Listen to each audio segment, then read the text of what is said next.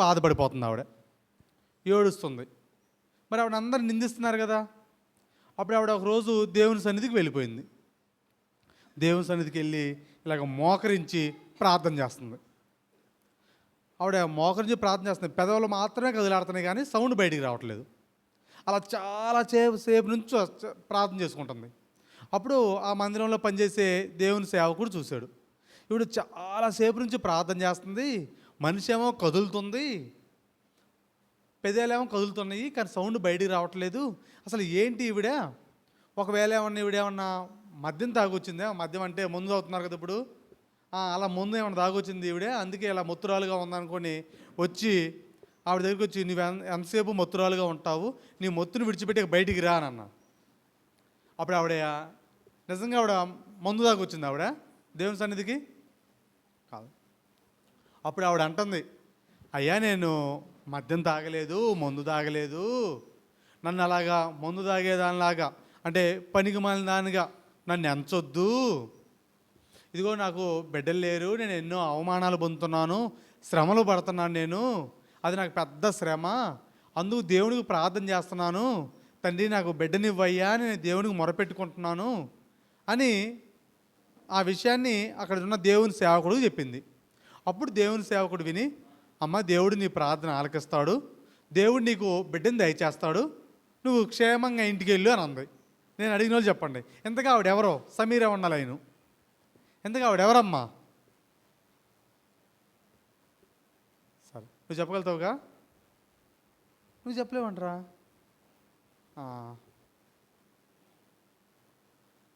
సరే మీరు ఎవరేం చెప్పండి, మీరు ఎవరు ఆవిడ?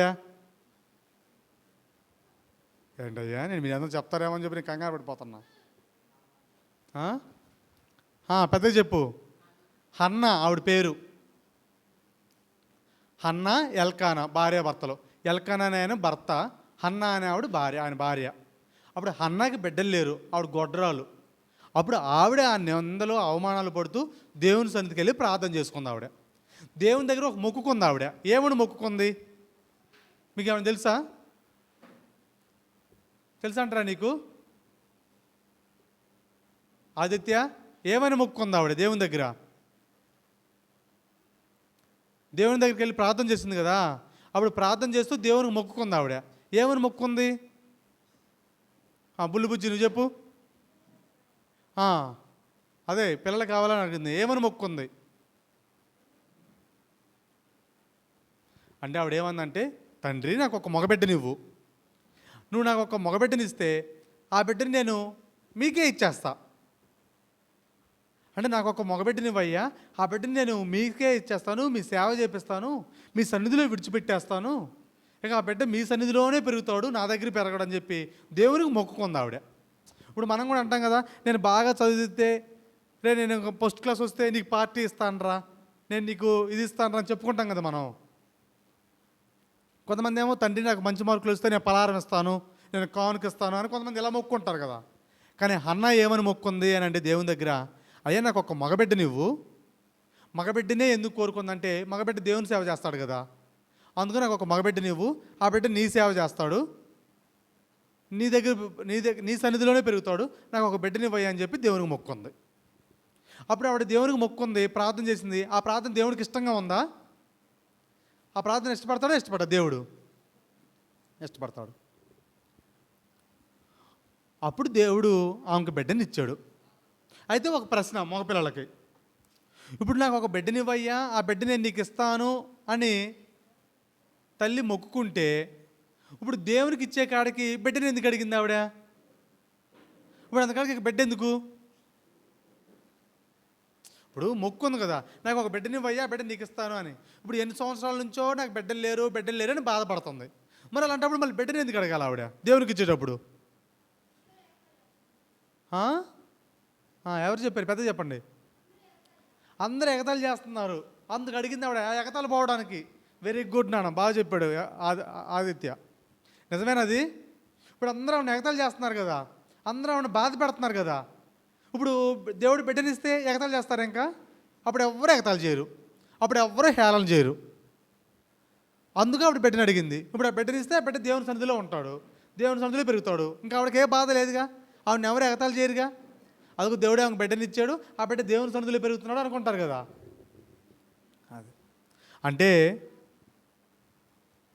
ఆవిడ దేవుని దగ్గర ప్రార్థన చేసింది, దేవుడికి మొక్కుకుంది, నాకు బిడ్డనివ్వు, ఆ బిడ్డని ఇస్తాను అని. అప్పుడు దేవుడు బిడ్డనిచ్చాడు. అప్పుడు ఆ బిడ్డని దేవుని సన్నిధిలో విడిచిపెట్టిందా, విడిచిపెట్టలేదా? విడిచిపెట్టింది. ఇప్పుడు చెప్పుకుంటాం మనం. అంటే ఆవిడ పేరు హన్నా. ఇప్పుడు అంటే మీకు అక్కర్లేదు, కానీ ఒకవేళ జస్ట్ ఊరికి నీతి చెప్తున్నాను నేను. ఇప్పుడు బిడ్డలిచ్చేది ఎవరు? దేవుడే. బిడ్డల్ని ఇవ్వకుండా ఆపేది ఎవరు? దేవుడే.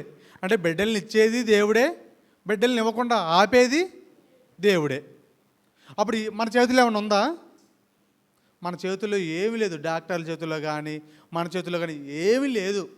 కానీ దేవుడే మనకు బిడ్డలను దయచేయాలి, అంతే కదా. అప్పుడు అంటే మీకు అవసరం లేదు, కానీ ఎవరి వయసులో ఉన్న పిల్లలకి అవసరం. భవిష్యత్తుల గురించి చెప్తున్నాను. ఇప్పుడు ఒక వివాహం అయింది, పెళ్ళి అయింది, అప్పుడు మీకు పిల్లలు ఉన్నారా అని ప్రశ్న వేయొచ్చా మనం? కొంచెం పెద్దోళ్ళు ఎవరొస్తుందో తెలుస్తుంది.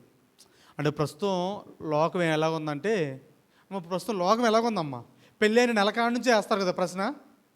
ఏమన్నా విశేషమా, ఏమన్నా అనుకున్నారా, అమ్మాయి ఏమన్నా ప్రెగ్నెంట్ అని అడుగుతున్నారు. అసలు ఆ ప్రశ్న వేయొచ్చమ్మా? వేయకూడదు. ఇప్పుడు ఒకవేళ దేవుడు గర్భఫలాన్ని ఇస్తే వాళ్ళే చెప్పుకుంటారు, ఇదిగో మా అమ్మాయి దేవుడు కృప చూపించాడమ్మా, అమ్మాయి కడుపుతో ఉంది, 2వ నెలను 3వ నెలను వాళ్ళే చెప్తారు. కానీ మనం అడగకూడదు అసలు. కానీ ఈరోజు ప్రతి ఒక్కరూ పెళ్ళైన నెల దగ్గర నుంచి అడగటం స్టార్ట్ చేస్తున్నారు. అంటే ఇది మీకు కాదు, పెద్దవాళ్ళకి. ఇది అసలు ఆ ప్రశ్న వేయకూడదు, అంతే. ఏమన్నా విశేషమా అని అసలు అడగకూడదు, అంతే. వాళ్ళు అడుగుతున్నారంటే వాళ్ళని బాధ పెడుతున్నారు. అదేమన్నా దాచే విషయమా బ్రదరు? అది దాచే విషయం కాదు. వాళ్ళు చాలా ఆనందంతో చెప్పుకుంటారు. వాళ్ళు 3 నెలలు అవన్నీ వాళ్ళు చెప్పుకుంటారు, లేదా 5 నెలలు అని వాళ్ళు చెప్పుకుంటారు. అదేమన్నా దాచే విషయమా? కానీ మన వాళ్ళు ఏమో ఆగలేము, మనం ప్రేమతోటి అడుగుతాం, కానీ అదే బాధ పెడుతుంది, అంతే. ఒక 10 మంది ఆ ప్రశ్న వేసారంటే వాళ్ళు ఇక తట్టుకోలేరు. వాళ్ళు ఇక అక్కడి నుంచి ఆలోచిస్తారు. పెళ్ళైన 3 నెలల దగ్గర నుంచి ఆలోచిస్తారు. హాస్పిటల్కి వెళ్తారు, మందులు వాడతారు, అనారోగ్యాలు పాడు చేసుకుంటున్నారు. దేవుడిచ్చే సమయంలో దేవుడు ఇస్తాడు. దయచేసి ఎవరిని పెళ్ళి అయిన తర్వాత ఏమైనా విశేషమా ఏంటి అసలు అడగొద్దు, వాళ్ళే చెప్తారు, అంతే. అది సరే. ఇప్పుడు ఎందుకు దేవుడు బిడ్డనిచ్చాడు, ఆ బిడ్డకి ఏం పేరు పెట్టారు? మీరు చెప్పండి స్త్రీలు. సమూయేలు అని పేరు పెట్టింది ఆవిడ. సమూయేలు అనే మాటకు అర్థం దేవుని నామము అని అర్థం. నేను లాస్ట్లో అడుగుతా, సమూయేలు అనే మాటకు అర్థం ఏంటంటే దేవుని నామము. అప్పుడు సమూయేలుని దేవుని సన్నిధిలో విడిచిపెట్టింది తల్లి. ఎప్పుడు? ఆవిడేమంది, నాకు ఒక మగబిడ్డని ఇయ్యి, దేవుని సన్నిధిలో విడిచిపెడతా. అప్పుడు ఎప్పుడు విడిచిపెడతానన్న ఆవిడ అంటే పాలు విడిచిన తర్వాత. అప్పుడు బిడ్డలకి ఎన్ని సంవత్సరాలు పాలు ఇస్తారు? ఎన్ని సంవత్సరాలు పాలు ఇస్తారు పిల్లలకి? అంటే ఇప్పుడు 1 year ఇస్తున్నారు. ఇప్పుడు ఇస్తే 1 సంవత్సరం. కానీ పూర్వం 5 ఏళ్ళు ఇచ్చేవారంట. అమ్మోళ్ళని అడగండి వెళ్ళి, మీ నాయనమ్మ వాళ్ళని, అమ్మమ్మ వాళ్ళు ఉన్నారు కదా, అమ్మమ్మని అడుగు, పూర్వం పిల్లలకి ఎన్ని సంవత్సరాలు పాలు ఇచ్చావో, మామయ్య వాళ్ళకి ఎన్ని సంవత్సరాలు పాలు ఇచ్చావు అమ్మమ్మ అని చెప్పి అమ్మమ్మని అడుగు. అప్పుడు అమ్మమ్మలు చెప్తారు, పూర్వం 3 ఏళ్ళు అని, 5 ఏళ్ళు అని, 7 ఏళ్ళు అని ఇచ్చారు. సరే, మనం ఉజ్జాయింపుకు ఒక 5 సంవత్సరాలు అనుకుందాం. అంటే సమూయేలుకి తల్లి 5 సంవత్సరాలు పాలు ఇచ్చి పెంచింది. 5 సంవత్సరాలు పాలు విడిచిన తర్వాత అప్పుడు సమూయేలుని దేవుని సన్నిధికి తీసుకెళ్ళిపోయింది. షీలోహు అనే పట్టణంలో అక్కడ దేవుని మందిరం ఉంది.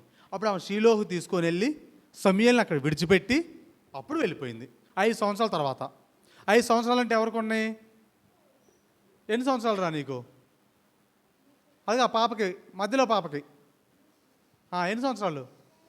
7 years వచ్చినాయి నీకు. అదిగో ఆమె కంటే ఇంకొక సంవత్సరం చిన్న. ఇంకా నీ చెల్లికి ఎన్ని సంవత్సరాలు ఉంటాయి? 7 years. సరే, ఆ వయసు అనుకోవచ్చు, లేదా 1 సంవత్సరం తక్కువ అనుకోవచ్చు, అంతే. అంటే అంత వయసులో తల్లి పాలు విడిచిన తర్వాత సమూయేలుని తీసుకెళ్ళి దేవుని సన్నిధిలో విడిచిపెట్టేసి వెళ్ళిపోయింది. సమూయేలు ఏడ్చాడా, నేను ఉండను అని చెప్పి ఏడ్చాడా, లేదంటే మోకరించి దేవుడికి ప్రార్థన చేశాడా? సమూయేలు తల్లి ఆ దేవుని సన్నిధికి తీసుకురాగానే సమూయేలు మోకరించి దేవుడికి ప్రార్థన చేశాడు. తల్లి వెళ్ళిపోయింది ఇంకా. అంటే సమూయేలుకి ఎన్ని సంవత్సరాలు? ఏం పేరు చిన్నపాప పేరు? సరయు. సరయునా? అదిగో సరయు కంటే ఒక సంవత్సరం చిన్న ఉంటాడు ఆమె సమూయేలు. లేదా సరయు వయసు. అంటే ఆ వయసులో దేవుని సన్నిధిలో విడిచిపెడితే సమూయేలు ఏడ్చాడా, దేవుని సన్నిధిలో ఉండిపోయాడా? దేవుని సన్నిధిలో ఉండిపోయాడు. ఎలా ఉండిపోయాడు దేవుని సన్నిధిలో? ఎవరు చెప్పారు సమూయేలుకి నువ్వు దేవుని సన్నిధిలో ఉండాలి అని? తల్లి చెప్పింది. పాలిస్తూనే చెప్పింది. ప్రతిరోజు తల్లి పాలిస్తూ, ఆ పాలు ఇచ్చేటప్పుడల్లా, నానా దేవుడు పరిశుద్ధుడు, దేవుడు సర్వశక్తిమంతుడు, నాకు బిడ్డలు లేరు, నేను ఎన్నో అవమానాలు బాధలు పడ్డాను, అప్పుడు ఒక మగబిడ్డనివ్వయ్యా, నీ సన్నిధిలో విడిచిపెడతానని దేవునికి మొక్కుకున్నాను, అప్పుడు దేవుడు నిన్ను నాకు ఇచ్చాడు, కాబట్టి నువ్వు నా దగ్గర ఉండవు నాన్న, నువ్వు దేవుని సన్నిధిలో పెరుగుతావు, నువ్వు పరిశుద్ధంగా బ్రతకాలి, నువ్వు దేవుని సేవ చేయాలి అని అన్నీ చెప్పింది ఆవిడ 5 సంవత్సరాల్లో పాలిస్తూనే. అప్పుడు ఆ పిల్లడికి అన్ని బుర్రలోకి వెళ్ళిపోయినాయా? వెళ్ళిపోయినాయి. అప్పుడు సమూయేలు దేవుని సన్నిధిలో విడిచిపెడితే తల్లి వెళ్ళిపోతుంటే ఏడవలా, ఆయన నేను ఇక్కడ ఉండాల్సిన వాడిని అని చెప్పేసి దేవుడికి ప్రార్థన చేశాడు. అదే ఇప్పుడు మనమైతే మనం ఉంటామా? అది ఇప్పుడు సరైన తీసుకొచ్చి అక్కడ కూర్చోబెట్టి నీ వేడే ఉండి సాయంత్రం దాకాని వాళ్ళ అక్క వెళ్ళిపోతే ఉండుద్దా? ఉండదే కా, పెద్దగా ఏడ్చుకుని వెళ్ళిపోద్ది.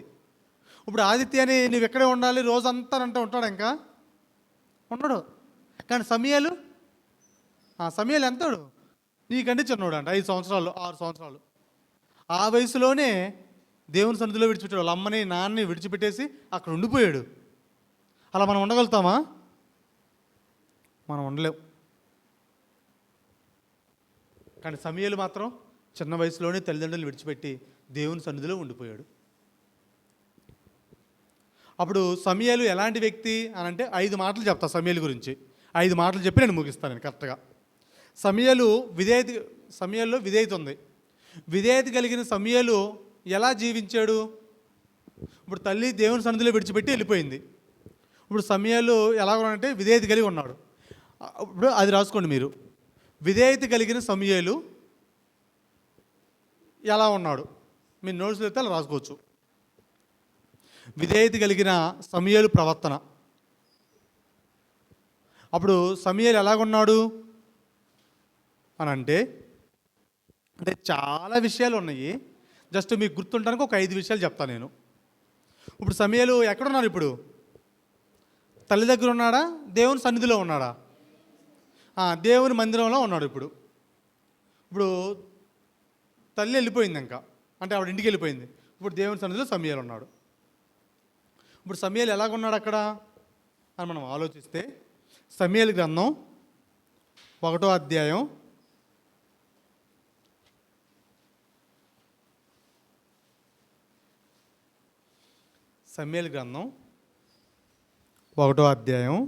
2వ అధ్యాయం 11వ వచనం, 224వ పేజీ నంబర్ 224 పాత నిబంధనలో. 2వ అధ్యాయం 11వ వచనం చదవండి. ఎవరైనా చదవచ్చు, చదవండి. 2వ అధ్యాయం 11వ వచనం చదువు పూర్ణ.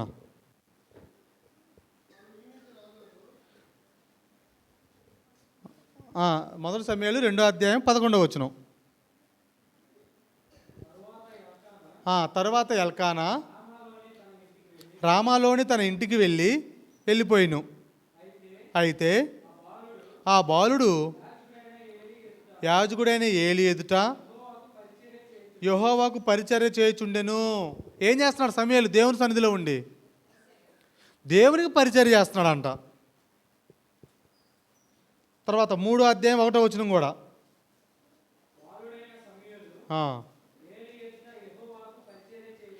బాలుడైన సమూయేలు ఏలి ఎదుట యెహోవాకు పరిచర్య చేయుచుండెను.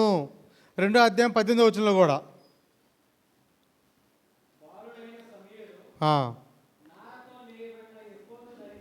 అవును, యెహోవాకు పరిచర్య చేయుచుండెను. చాలు. ఇప్పుడు దేవుని సన్నిధిలో ఉన్నాడు, దేవుని మందిరంలో విడిచిపెట్టి వెళ్ళిపోయింది వాళ్ళ తల్లి. ఇప్పుడు ఆయన దేవుని మందిరంలో ఉండి ఇప్పుడు సమూయేలు చేస్తున్న పని ఏంటి?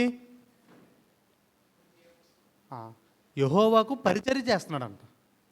దేవుని పరిచర్య చేస్తున్నాడు సమూయేలు. అంటే సమూయేలులో విధేయత ఉందా? విధేయత కలిగిన వ్యక్తి ఏం చేస్తాడు? యెహోవాకు పరిచర్య చేస్తాడు. యెహోవాకి ఎలా పరిచర్య చేస్తాడు దేవునికి? మీరు చెప్పండి రా, సమీరా లైను. దేవుడికి ఆయన పరిచర్య ఎలా చేస్తున్నాడు? దేవుడు కంటికి కనిపిస్తాడా? కనిపించడు. మరి దేవునికి ఎలా పరిచర్య చేస్తున్నాడు ఆయన? చెప్పురా. పరిచర్య అంటే పని చేయటం. అప్పుడు ఆయన ఏం పని చేస్తున్నాడు? దేవునికి ఎలా పని చేస్తున్నాడు? ఇప్పుడు అమ్మ ఉన్నారు ఇంట్లో, అమ్మ కొంచెం మంచినీళ్ళు తీసుకుంటారా అంటే మీరు తీసుకెళ్ళి అమ్మకు మంచినీళ్ళు ఇస్తారు. అమ్మ కొంచెం ఇల్లు ఊడవరా అంటే చీపురుతో ఊడుస్తారు. అమ్మ కొంచెం బట్టలు తీసుకురారా పైకి వెళ్ళి అంటే అప్పుడు డాబా మీదకి వెళ్ళి బట్టలు తీసుకొస్తారు. అప్పుడు అమ్మ ఏం చెప్తుంది? మా పాప చెప్పిన పనల్లా చేస్తుందండి, మంచి పని చేస్తుంది, బాగా పరిచర్య చేస్తుంది అన్నారు. ఆ పరిచర్యనే పని అన్నారు. ఇప్పుడు సమయాలు దేవునికి పరిచర్య చేస్తున్నాడు, దేవునికి పని చేస్తున్నాడు. అప్పుడు దేవునికి ఏం పని చేస్తున్నాడు ఆయన? చెప్పురా నవసాక్షి, దేవునికి ఏం పని చేస్తున్నాడు సమయాలు? చెప్పండి రా.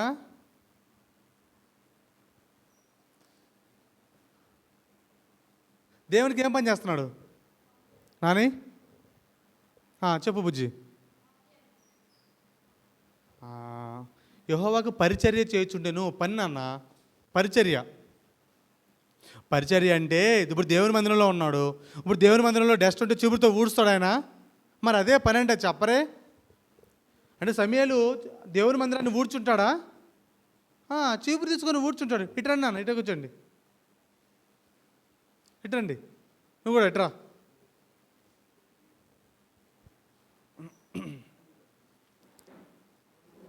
ఇప్పుడు దేవుని మందిరంలో సమయాలు ఊడ్చుంటాడా? ఒకవేళ బూజులుంటే చీపు తీసుకుని అలా బూజులు దులుపుంటాడా? దులుపుంటాడు. అంటే ఎవరి పని అది? దేవుని పని. అంటే దేవుని మందిరం. ఇప్పుడు దేవుని మందిరంలో ఎవరు నివసిస్తున్నారు? దేవుడు నివసిస్తున్నాడు. అప్పుడు దేవుని మందిరంలో ఆయన మందిరాన్ని ఊడుస్తున్నాడంటే, అలా బూజులు దులుపుతున్నాడంటే, కుర్చీలన్నీ తీసి పక్కన పెడుతున్నాడంటే ఎవరు పని చేస్తున్నట్టు? దేవుని పని చేస్తున్నాడు ఆయన. అక్కడ ఇలాంటి టేబుల్ ఉంటే ఆ టేబుల్ క్లీన్ చేయటం, ఆ పాత్రలన్నీ క్లీన్ చేసి పెట్టడం. అలాగా దేవుని సేవకుడు అక్కడ ఏలి అని ఆయన ఉన్నాడు, దేవుని సేవకుడు ఆ మందిరంలో. అప్పుడు ఆ దేవుని సేవకుడికి చేదోడు వాదోడుగా ప్రతి పనిని చేస్తూ ఉన్నాడు ఆయన. అప్పుడు ఆ పనులన్నీ ఎవరికి చేస్తున్నట్టు? దేవునికి చేస్తున్నట్టు. అక్కడ ఆ మాట ఉంది, యెహోవాకు పరిచర్య చేయుచుండెను. అంటే మనం దేవుని మందిరంలో చేసే ప్రతి పని ఎవరికి చేసినట్టు? దేవునికి చేసినట్టు.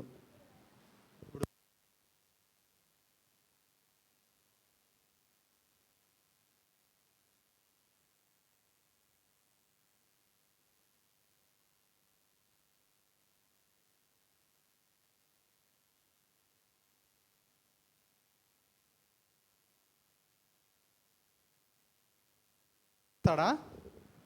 దేవుడు ప్రతిఫలాన్ని ఇస్తాడా? ఇస్తాడు. అంటే దేవుడు నిజంగా ఆశీర్వదిస్తాడు ఆ పని చేస్తే. కానీ మనమేమనుకుంటాం? నేను ఎందుకు చేయాలి? ఇప్పుడు మన అందరం కూర్చున్నాం, మనతో పాటు ఇక్కడ దేవుడు ఉన్నాడా? యేసు ప్రభు ఉన్నాడా? ఇప్పుడు పరిశుద్ధాత్ముడు ఉన్నాడా? అంటే ఇప్పుడు పరిశుద్ధాత్ముడు ఉన్న కుర్చీలు తీసి పక్కన పెడుతున్నాం మనం. యేసు ప్రభు ఉన్న ఈ మందిరంలో ఇప్పుడు మనతో పాటు యేసు ప్రభు ఉన్నారు. ఆయన కూర్చుని ఈ మందిరాన్ని మనం శుభ్రంగా క్లీన్ చేస్తున్నాం. అది ఆశీర్వాదం కాదా మనకి? దీవెని కాదా? సమయాలు దేవుని పని చేశాడా? దేవుని పని చేశాడు. అందరూ చేస్తారా దేవుని పని? ఈ పరిచర్య అందరూ చేస్తారా? అందరు చేయరురా? అందరు చేయరమ్మా. అందరికి ఆ మనసు రాదు. చీపు తీసుకుని ఊడిస్తే నేను ఏమైనా తక్కువైపోతానేమో, నన్ను చీపుగా చూస్తారేమో అని అనుకుంటాం మనం. ఎవరు చేస్తారు క్లీనింగ్? యేసు ప్రభు మనసున్న వ్యక్తి మాత్రమే చేస్తాడు. యేసు ప్రభు తగ్గించుకొని బ్రతికాడా, హెచ్చించుకొని బ్రతికాడా? యేసు ప్రభు శిష్యులు పాదాలే కడిగాడు ఆయన. అంటే అంత తగ్గించుకున్నాడు, మీరు కూడా అలా తగ్గించుకొని బ్రతకండి అని. కాబట్టి దేవుని మందిరంలో మనం చేసే ఏ పనికి సిగ్గుపడకూడదు. సిగ్గుపడవచ్చా? సిగ్గుపడకూడదు. మందిరానికి వచ్చాం, బాగోలేదు, ఆడపిల్లలు చీపు తీసుకొని ఓడవచ్చు, చేయొచ్చు. స్కూల్కే వెళ్ళారు, మీ క్లాస్ రూమ్ అసలు బాగోలేదు, అక్కడ చీపురు ఉంది, ఊడ్చుకోవచ్చు. ఆ క్లాస్ రూమ్ని ఊడ్చుకోవచ్చు, తప్పులేదు. అది మీ క్లాస్ రూము, మీరు కూర్చుంటున్నారు, మీతో పాటు మీ క్లాస్మేట్స్ అందరూ కూర్చుంటారు. అసలు బాగోలేదు, డస్ట్ ఎక్కువ ఉంది, చీపురు అక్కడ ఉంది, చీపురు తీసుకుని ఓడవచ్చు, తప్పులేదు. మనం ఏమనుకుంటాం? ఈరోజు క్లాస్ రూమ్ ఓడలేదు, చాలా అసహ్యంగా ఉంది అని అనుకుంటాం, కానీ చీపురు మాత్రం పట్టుకోం మనం. కానీ మన క్లాస్ రూమ్ మనం ఊడ్చుకోవచ్చు, తప్పులేదు. అంటే ఇప్పుడు ఊడిపిస్తున్నారులే, నేను ఒక మామూలు చెప్తున్నాను. ఒకలా బాగోలేదు, అక్కడ చీపురు రెడీగా ఉంది, ఎవరో వచ్చి ఓడవాలి అని ఎదురు చూడకుండా మన క్లాస్ రూమ్లో మనం శుభ్రం చేసుకోవచ్చు. మన ఇంటిని మనం శుభ్రం చేసుకోవచ్చా? అమ్మే చేయాలా, మీరు కూడా చేయొచ్చా? ఎంతమందికి ఉంది ఇంట్లో ఇల్లు ఉడ్చే అలవాటు ఆడపిల్లలకి? ఇల్లు ఉడుతావేంటి? నువ్వు తల గీక్కుంటావా చేస్తున్నావు? అది చెప్పు, చూపి నాకు. చేయి దించి నువ్వు వేస్తావు అసలు ఇల్లు ఉడుతుందంట. నేను వచ్చి చూపిస్తాను ఇల్లు ఉడిచావా లేదా అని. సమీరా, ఇల్లు ఉడతావా నువ్వు? నువ్వు ఉడుతావా, నాన్నమ్మ ఉడుతుందా, అమ్మ ఉడుతుందా? అగో పక్కన ఉంది, వరాలు చెప్తుంది ఇప్పుడు. ఉడుస్తుందంటరా? ఉడుస్తుందా? ఎందుకంటే ఇప్పుడు నీ గురించి తను చెబుతానా? మగపిల్లలకి ఎవరికైనా అలవాటు ఉందా?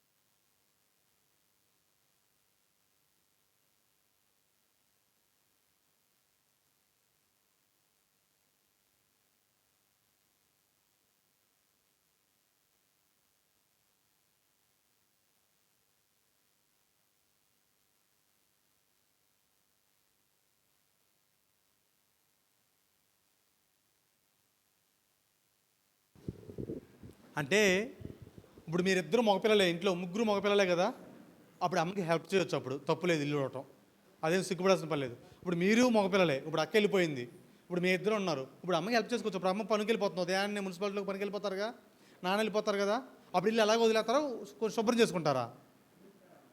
అప్పుడు కొంచెం శుభ్రం చేసుకోవాలి. అది తప్పేం కాదు, అది సిగ్గుపడాల్సిన పని ఏం లేదు. మన ఇల్లు మనం శుభ్రం చేసుకుంటున్నావు, నువ్వు అమ్మకే హెల్ప్ చేస్తున్నావు కదా, నువ్వు బయట వాళ్ళకేం కాదు కదా. అమ్మ వాళ్ళు చూస్తున్నారు, నేను ఎగతాలు చేస్తారు అనుకో అక్కర్లేదు, మీ అమ్మకు నువ్వు హెల్ప్ చేస్తున్నావు అంతే. అమ్మకి హెల్ప్ చేయకపోతే ఎవరికి హెల్ప్ చేస్తాం మనం? కాబట్టి సమూయేలు దేవునికి పరిచర్య చేశాడు. ఇప్పుడు మనం పరిచర్య చేయడం అంటే ఎవరి మనసు? అది యేసు ప్రభు మనసు. యేసు ప్రభు మనసు మీలో ఉంటే మీరు దేవుని పరిచర్య చేస్తారు.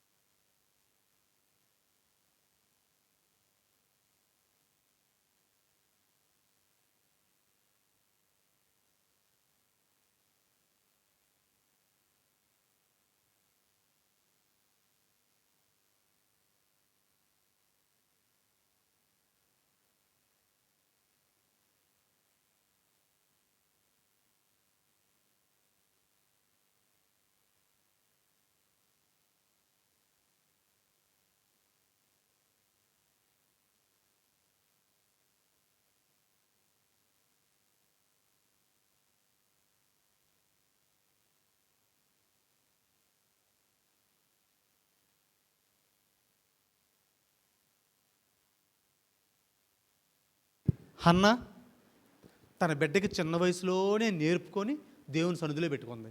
ఇప్పుడున్న మన తల్లులు నా కొడుకు ఆ పని ఎందుకు చేయాలి, ఈ పని ఎందుకు చేయాలని చెప్పి కొడుకుల్ని నెత్తి మీద పెట్టుకొని ఇప్పుడు ఆ కొడుకుల చేత కొడుచుకునే స్థాయికి వచ్చారు.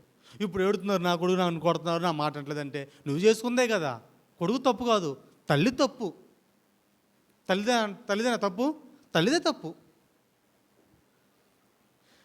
ఈ వయసులోనే ఆ పిల్లవాడు పవన్ పరుగులు పట్టుకొని నవ్వుతున్నప్పుడు ఆ తల్లి గట్టిగా ఒకడు కొట్టి వాడిని చూస్తే వాడు వదిలేసేవాడు.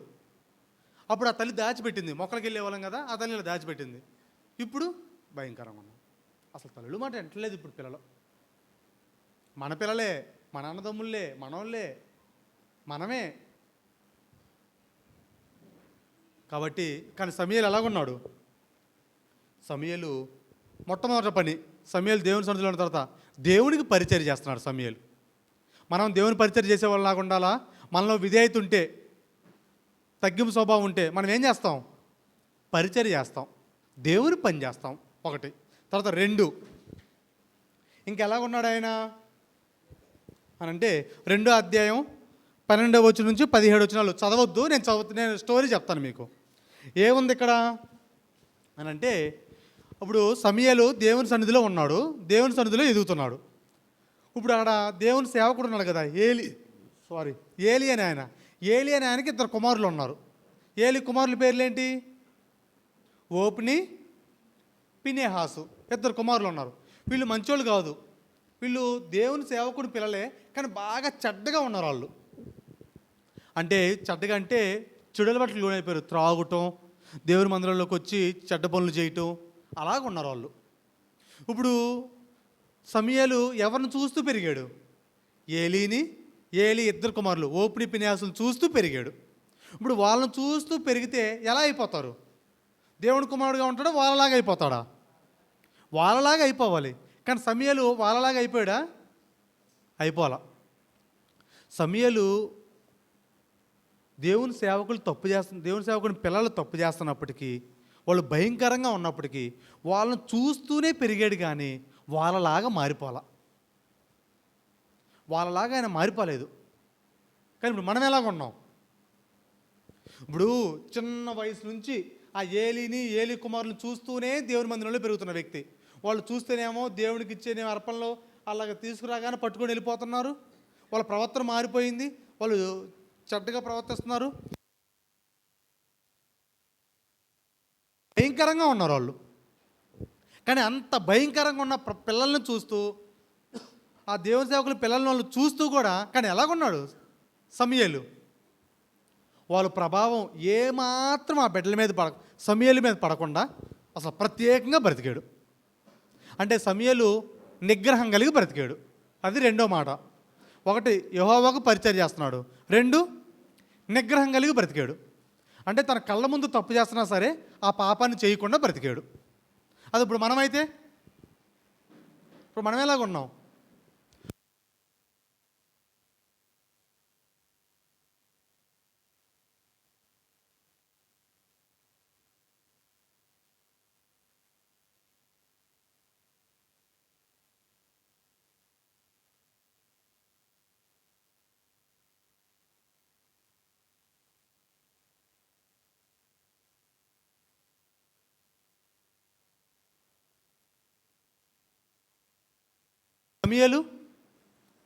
సమూయేలు ఆ ఏలి కుమారులు ఇద్దరు, మీరు తర్వాత ఆ పారాగ్రాఫ్ చదవండి. 1 సమూయేలు గ్రంథం 2వ అధ్యాయం 12 నుంచి 17 వచనాలు రాసుకొని ఒకసారి చదవండి. తర్వాత మీరు అసలు వాళ్ళు ఎంత భయంకరంగా ఉన్నారో మీకు తెలుస్తుంది. కానీ వాళ్ళని చూస్తూ కూడా సమూయేలు పరిశుద్ధంగా బ్రతికాడు, నిగ్రహం కలిగి బ్రతికాడు. ఈరోజు మనం అలా నిగ్రహం కలిగి బ్రతకాలి. అరే మా వాతావరణం ఇలాగే ఉందిలే, నేను కలిసిపోతాను అనుకోవద్దు. నేను కూడా పాడైపోయా, కానీ దేవుని యొక్క వాక్యాన్ని బట్టి ఏమైపోయాం? మన తప్పులు మనం తెలుసుకొని సరిదిద్దుకొని మనం బయటకు వచ్చేసాం, ప్రత్యేకంగా అవుతున్నాం మనం. ఆడపిల్లలు కూడా ఇప్పుడు బాగున్నారా, భయంకరంగా ఉన్నారా? భయంకరంగా ఉన్నారు. ఇప్పుడు హై స్కూల్కి వెళ్తున్నారు కదా, హై స్కూల్కి వెళ్తున్నారు, కాలేజీకి వెళ్తున్నారు. హై స్కూల్లో పిల్లలు బాగున్నారా, భయంకరంగా ఉన్నారా? నవసాక్షి బాగున్నారా? ఇప్పుడు అలాంటి పిల్లల మధ్య మీరు చదువుకుంటూ కూడా ఎలాగ ఉండాలి? సమూయేలులాగా ఉండాలి, సమూయేలులాగా పరిశుద్ధంగా ఉండాలి. ఎందుకంటే ప్రస్తుతం మన చేతిలో లేరు. ఇప్పుడు తల్లిదండ్రులు ఒక భయం ఉన్నా సరే బయటికి వెళ్ళిపోయిన తర్వాత పిల్లలు ఇంకోలాగా ఉన్నారు. కానీ మనం మాత్రం దేవుని పిల్లలుగానే బ్రతకాలి. సమూయేలు ఓప్ని, పినేహాసుల మధ్య బతుకుతూ వాళ్ళ యొక్క చెడు ప్రవర్తన చూస్తూ ఆ చెడుని ఎక్కడ తనకు అంటకుండా బ్రతికాడు ఆయన. మనం అలా బ్రతుకుదాం. ప్రస్తుతం లోకం భయంకరంగా ఉంది, ఇప్పుడు అలాంటి ప్రజల మధ్య బతుకుతున్నాం. కానీ మనం ప్రత్యేకంగా ఉండేలాగా నిగ్రహం కలిగి పాపానికి చోటు ఇవ్వకుండా బ్రతుకుతాం. సమయలు అలాగే ఉన్నాడా? అలాగే ఉన్నాడు. మనం అలా బ్రతికేలా కృషి చేద్దాం. ఒకటి, దేవుడికి పరిచయం చేస్తున్నాడు. రెండు, ఆయన నిగ్రహం కలిగి బతుకుతున్నాడు, అంటే పాపం చేయకుండా బతుకుతున్నాడు ఆయన. మూడో విషయం,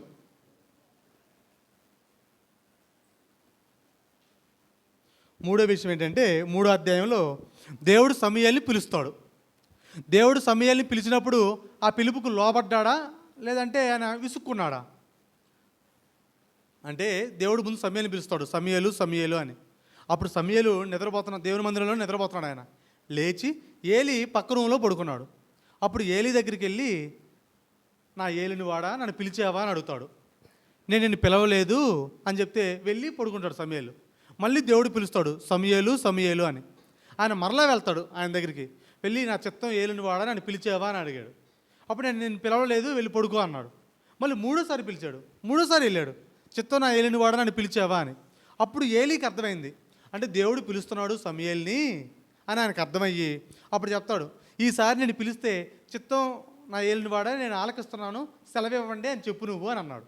అప్పుడు దేవుడు 4వసారి పిలిచినప్పుడు అప్పుడు చిత్తం నా ఏలిని వాడా, నేను వింటున్నాను, మీరు సెలవివ్వండి అని అన్నాడు. అంటే 3 సార్లు పిలిచాడు, 4 సార్లు పిలిచాడు, కానీ ఆయన విసుక్కున్నాడు. ఆయన విసుక్కోలేదు, లోబడ్డాడు. అంటే సమూయేలు విధేయతకి వెళ్ళిన వ్యక్తి ఎలా ప్రవర్తిస్తాడంటే లోబడి బతుకుతాడు. దేవుని పిలుపుకు లోబడిన వ్యక్తి సమూయేలు. మనం అంటే ఇప్పుడు మనకి ఎవరైనా పని చెప్పారు, అప్పుడు అమ్మాయి చెప్పింది, ఇది చేయనానా అని చెప్పింది. 2-3 సార్లు చెప్పగానే మనకేమొస్తుంది? విసుగు వస్తుంది. ఎన్నిసార్లు చెప్తావమ్మా, చెప్పావు కదా చేస్తా నేను అంటాం మనం ఆ మాటని అంటాం. కానీ సమూయేలు విసుగుపడ్డా? ఏలి మీదకి వెళ్ళి కోపడ్డాడు, ఎన్నిసార్లు పిలుస్తావు, నన్ను నిద్రపోతున్నావు, నా నిద్రని డిస్టర్బ్ చేస్తున్నావు అని చెప్పి ఆ ఏలి మీద ఏమైనా కోపడ్డాడు? ఆయన విసుక్కున్నాడా? మనమైతే ఏం చేస్తాం? ఇప్పుడు అమ్మే నాన్న నేను వెళ్తున్నాను, ఇల్లు జాగ్రత్త, కొంత తాళం వేసుకొని వెళ్ళిరా అని చెప్పారు. మళ్ళీ ఇంకోసారి చెప్పారు, పనికి వెళ్తే ఇంకోసారి చెప్పారు, ఏమంటాం? ఎన్నిసార్లు చెప్తాం, మనం విసుగుచ్చుకొని వెళ్ళిపోనని వేస్తాం మనం వెంటనే. కానీ సమూయేలు విసుగుచ్చుకున్నాడా? సమూయేలు విసుగుచ్చుకోవాలా? అంటే సమూయేలులో ఓర్పు ఉంది, సహనం ఉంది. అంటే చెబితే ఎన్నిసార్లు చెప్పినా వినే గుణం ఉంది ఆయనలో. మనం వింటాం అసలు 3 సార్లు కాదు, ఒకసారి చెప్తే వింటామా? అమ్మి చెయ్యమ్మా అంటే నాకు తెలుసులేమా నువ్వు వెళ్ళు అని అంటాం, మనం అంటాం కదా. కానీ ఎప్పుడు అలా అనొద్దు, విసుక్కోవద్దు. అమ్మ మీద, నాన్న మీద విసుక్కోవద్దు. ఆ నాన్న మీద అసలు విసుకరులే, ఎక్కువ అమ్మ మీదే విసుక్కుంటాం, కానీ అమ్మ మీద విసుక్కోవద్దు. మగపిల్లలు మరీ ఎక్కువ విసుక్కుంటారే, ఆడపిల్లలు ఎక్కువ విసుక్కుంటారా? మీరే ఎక్కువ విసుక్కుంటారంట. అమ్మ మీద విసుకోవద్దు. మగపిల్లలన్నా కొంచెం హెల్ప్ చేస్తారేమో అమ్మోళ్ళకి, ఆడపిల్లలు అస్సలు చేయరు. కాబట్టి అమ్మ మీద విసుకోవద్దు. సమూయేలు దేవుని పిలుపుకు లోబడ్డా? అక్కడ విసుక్కున్నాడు. ఆయన లోబడ్డాడు. ఇప్పుడు మనం సమూయేలులాగా మనం బతకాలనుకుంటే మనం లోబడేలాగా ఉండాలి. మన అమ్మకి నాన్నకి లోబడాలి. ముందు దేవునికి లోబడాలి, తర్వాత అమ్మకి నాన్నకి లోబడాలి, పెద్దలకు లోబడాలి. ఈరోజు ఉందా ఆ లోబడే తత్వం మనకి? లేదు. ఇప్పుడు సమూయేలు దేవునికి లోబడ్డాడు, అక్కడ దేవుని సేవకునికి లోబడ్డా? లోబడ్డాడు. మరి ఈరోజు మనం అమ్మకి నాన్నకి లోబడుతున్నామా? ఇప్పుడు నువ్వు అమ్మ మాట వింటే, అమ్మకు లోబడితే నువ్వు దేవునికి లోబడుతున్నట్టు. నువ్వు అమ్మకే లోబడకపోతే దేవునికి ఎక్కడ లోబడతావు నువ్వు? చెప్పండి, ఎంతమంది ఉన్నారు అమ్మకు లోబడేవాళ్ళు? అమ్మ చెప్తే అమ్మ వినేవాళ్ళు, లేదా అమ్మ మీద తిరగబడేవాళ్ళు ఉన్నారా, లోబడేవాళ్ళు ఉన్నారు? ఇక్కడ నేను అడుగుతా పల్లవిని, అమ్మ నువ్వు చెప్పిన మాటల్లో వింటుంది అమ్మ అని. అంటే ప్రతి విషయంలో అమ్మకు లోబడేలాగా ఉండండి. మగపిల్లలు కూడా అమ్మని ఎదిరించి మాట్లాడొద్దు. అమ్మ మీ అంత చదువుకోపోవచ్చు, మీ అంత జ్ఞానం లేకపోవచ్చు. ఇప్పుడు పిల్లలు కొంచెం బాగా హైట్ పెరుగుతున్నాం కదా, మీకేం తెలుసు అని అంటున్నారు. ఇప్పుడు అలా అనొద్దు. అమ్మ ఏది చెప్పినా సరే ముందు వినండి. ఆ విన్న తర్వాత అమ్మ చెప్పింది కరెక్ట్ కాకపోతే అప్పుడు తర్వాత వివరించండి. ముందు సరేనమ్మా అని చెప్పి కొద్దిసేపు అయిన తర్వాత అప్పుడు దాన్ని వివరించండి. కావాలంటే అమ్మ ఇది చేస్తే ఇది ప్రాబ్లం, ఇది సమస్య వస్తుంది, అందుకు దీన్ని వద్దంటాను అని చెప్పి తర్వాత చెప్పారనుకో, అప్పుడు అమ్మ ఆలకిస్తుంది. అప్పుడు నా కొడుకు మంచిగా ఆలోచించాడని చెప్పి ఆవిడ ఆనందిస్తుంది. సరేనా నీ ఇష్ట ప్రకారం చెయ్యి అని అనుద్ది. కానీ మనం ఏం చేస్తున్నాం? అసలు అంతవరకు మనం అవకాశం ఇవ్వట్లే ముందే. కానీ సమూయేలు విసుక్కోకుండా దేవుని పిలుపుకు లోబడిన వ్యక్తి. మనం కూడా దేవుని పిలుపుకు లోబడేలాగా ఉండాలి. ఒకటి యెహోవాకు పరిచర్య చేస్తున్నాడు, 2 నిగ్రహం కలిగి పరిశుద్ధంగా బతుకుతున్నాడు, 3 దేవుని పిలుపుకు లోబడ్డాడు ఆయన విసుగు లేకుండా. మనం ఈరోజు లోబడేలాగా ఉండాలి. 4 ఇంకా సమయంలో ఉన్న గుణం ఏంటంటే దేవునికి ప్రార్థన చేసే వ్యక్తి. చిన్న వయసులోనే తల్లి తీసుకొచ్చి దేవుని సన్నిధిలో విడిచిపెడితే ఆ చిన్న వయసులోనే మోకరించి ప్రార్థన చేశాడు ఆయన. అంటే ప్రార్థనా పరుడైన సమయాలు ప్రతి విషయంలో ప్రార్థన చేశాడు. ఇప్పుడు అమ్మోనీల మీదకి యుద్ధానికి వెళ్ళాలంటే ప్రార్థన చేసేవాడు ఆయన. ఫిలిష్తీయుల మీదకి యుద్ధానికి వెళ్ళాలంటే ప్రార్థన చేసేవాడు. మాకు రాజు నియమించు అని అంటే దేవుడికి ప్రార్థన చేసేవాడు. అంటే ప్రతి విషయంలో సమయాలు దేవుడికి ప్రార్థన చేశాడు. ఈరోజు మనం ఎలా ఉన్నాం? మనం కూడా ప్రతి విషయంలో దేవునికి ప్రార్థన చేయాలి. మీరు చిన్నపిల్లలే అయినా సరే, యవ్వన వయసులోకి ఉన్నా సరే, మీరు ప్రతిరోజు ప్రార్థన చేసుకోండి. మోకరించి దేవునికి ప్రార్థన చేసేలాగా ఉండాలి. ఇదిగో తండ్రి, మా కుటుంబాన్ని కాపాడండి. మీ కుటుంబం గురించి ప్రార్థన చేయండి. ఒకవేళ మీ నాన్నకి దురలవాట్లు ఉంటే, ఇప్పుడు మన తండ్రులు ఇప్పుడు తాగుతుంటే వాళ్ళ త్రాగుడు మానాలని ప్రార్థన చేయండి. ఒకవేళ ప్రార్థన పోతే మా నాన్న కూడా ప్రార్థన రావాలి, మిమ్మల్ని ఎరగాలని ప్రార్థన చేయండి. అమ్మ నాన్న గురించి ప్రార్థన చేయొచ్చా మనం? ఒకవేళ వాళ్ళు కూడా ప్రార్థనలో ఉంటే అసలు ఇబ్బంది లేదు. అప్పుడు వాళ్ళ పిల్లల గురించి ప్రార్థన చేస్తారు. మనం మన అమ్మ నాన్న గురించి ప్రార్థన చేయాలి. ప్రతిరోజు ప్రార్థన చేయాలి. ఆ ప్రార్థన దేవుడు వింటాడా? నాన్న గురించి ప్రార్థన చేస్తున్నావా? ప్రతిరోజు ప్రార్థన చేయి. అప్పుడు దేవుడు వింటాడా? అప్పుడు దేవుడు సహాయం చేస్తాడు మనకి? తప్పకుండా సహాయం చేస్తాడు. అంటే సమయాలు ప్రార్థనాపరుడేనా? ప్రార్థనాపరుడే. మనం కూడా ప్రార్థనా జీవితం కలిగి బ్రతకాలి. చివరిగా ఇప్పుడు ఆయన ఏమో దేవుడికి పరిచర్య చేస్తున్నాడు, పరిశుద్ధంగా బతుకుతున్నాడు, దేవునికి లోబడి జీవిస్తున్నాడు, ప్రార్థనా జీవితం కలిగి బతుకుతున్నాడు. అప్పుడు ఇంకొక విషయం చెప్తాను. 4 చెప్పాను కదా. ఇంకొక విషయం, 5వ విషయం ఏంటంటే ఆయన నీతి న్యాయం కలిగి బతుకుతున్నాడు. అంటే సమయాలు చిన్నప్పుడే కాదు, ఆయన చనిపోయేదాకా ఒక్క తప్పు కూడా చేయలేదు సమయాలు. మీరు సమయాల గ్రంథం, మొదటి సమయాల గ్రంథం 12వ అధ్యాయాన్ని రాసుకోండి. ఇంటికి వెళ్ళినాక 12వ అధ్యాయం చదవండి. ఆయన వృద్ధాప్యంలో చివరి మాటలు అవి. ఇప్పుడు ఆయన చనిపోతే కూడా చివరి మాటలు ఏం మాట్లాడారు ఆయన? నేను ఏ తప్పు చేయలేదు, ఎవరికి అన్యాయం చేయలేదు, లంచం తీసుకోలేదు, ఎవరు ఎద్దును కానీ గార్ధబామను కానీ నేను అన్యాయంగా నేను పట్టుకోలేదు, నేను ఎవరికి ఏ కీడు చేయలేదు, కీడు చేస్తే మీరు అందరూ నాకు తెలియజేయండి, నేను దాన్ని మార్చుకుంటాను అని చెప్పాడు ఆయన. అప్పుడు ఇశ్రాయేలు అందరూ నువ్వే హాని చేయలేదు, నువ్వే తప్పు చేయలేదు అని అన్నారు. అప్పుడు సమూయేలు అంటాడు, మీరు నన్ను అంత వెతికినా నాలో ఏ తప్పు మీకు కనిపించదు అని అన్నాడు ఆయన. అంటే సమూయేలు చనిపోయేదాకా ఎలా బ్రతికాడు? పరిశుద్ధంగా నీతి న్యాయం కలిగి బ్రతికాడు. నీతి న్యాయం అంటే మంచి ప్రవర్తన కలిగి ఉండటం, దేవుళ్ళలో ఎదగటం, చెడ్డ ప్రవర్తన లేకుండా మంచి ప్రవర్తన కలిగి బ్రతకడం. పలానా చూస్తే పలానా అమ్మాయిరా చాలా మంచి పిల్ల అనేలాగా ఉండాలి. మన గురించి చెడ్డగా చెప్పుకునేలాగా ఉండకూడదు. మనం ఆ అవకాశం ఇవ్వకూడదు అంతే. మగ పిల్లలమైనా సరే, వాడు పెద్ద భయంకరుడు, వాడు దొంగ అనకూడదు, వాడు చాలా మంచోడురా, పూర్వం అలాగా వాడు ప్రార్థనకి వెళ్తున్నా చాలా మారిపోయాడు అనేలాగా ఉండాలి. అంటే అలాంటి సాక్ష్యం పొందాలి. ఇప్పుడు సమూయేలు అంత ధైర్యంగా చెప్పగలిగాడు. సమూయేలులో ఎవరన్నా ఇంత నింద మోపగలిగారా? ఇంత నింద మోపలేకపోయారు సమూయేలు. ఈరోజు మనం సమూయేలులాగా బ్రతకగలుగుతాం. మనం బ్రతకగలుగుతాం. మనం కృషి చేస్తే, ముందు మనం ఇష్టపడితే మనం చేయగలుగుతాం. ఇప్పుడు ఇలాంటి సమూయేలుని దేవుడు ఆశీర్వదించాడా? ఏం ఆశీర్వదించలేదా? ఆయన దేవునికి పరిచర్య చేస్తున్నాడు, పరిశుద్ధంగా పోతున్నాడు, అంటే నిగ్రహం కలిగి పరిశుద్ధంగా పోతున్నాడు, దేవునికి లోబడి జీవిస్తున్నాడు ఆయన. ఆ తర్వాత ప్రార్థన జీవితం కలిగి ఉన్నాడు, నీతి న్యాయం కలిగి పోతున్నాడు. ఇప్పుడు అలాంటి వ్యక్తిని దేవుడు ఆశీర్వదించాడా? ఏమని ఆశీర్వదించాడు ఆయన్ని? ఒక మాట చెప్పండి. దేవుడు ఆయన్ని న్యాయాధిపతిగా నియమించాడు ఆయన్ని. 2, ఆయన ప్రవక్తగా స్థిరపరచబడ్డాడు ఆయన. అలాగే ఆయన ఇంకా యాజకుడుగా ఉన్నాడు. అంటే 3 ఘనతలు వచ్చినాయి ఆయనకి.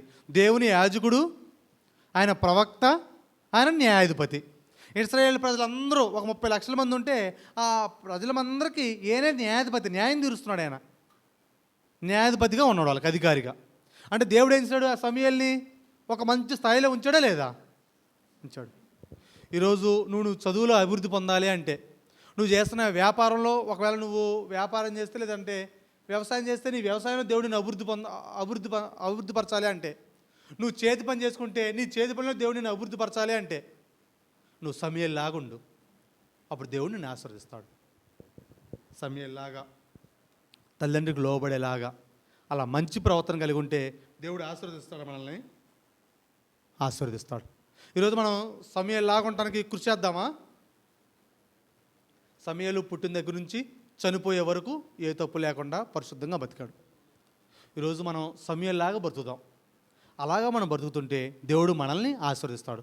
అలా మనల్ని అందరినీ దేవుడు ఆశీర్వదించాలా లేదా? అప్పుడు నేను చెప్పిన 5 మాటలు ఒకసారి చెప్పండి, మనం ముగించుకుందాం. ఇంకా సమయాలు విధేయత కలిగి ఉన్న వ్యక్తి, అప్పుడు విధేయత కలిగి ఉంటే ఎలా బతుకుతాడు? దేవుని పరిచయం చేస్తాడు. 2, నిగ్రహం కలిగి అంటే పరిశుద్ధత కలిగి బతుకుతాడు.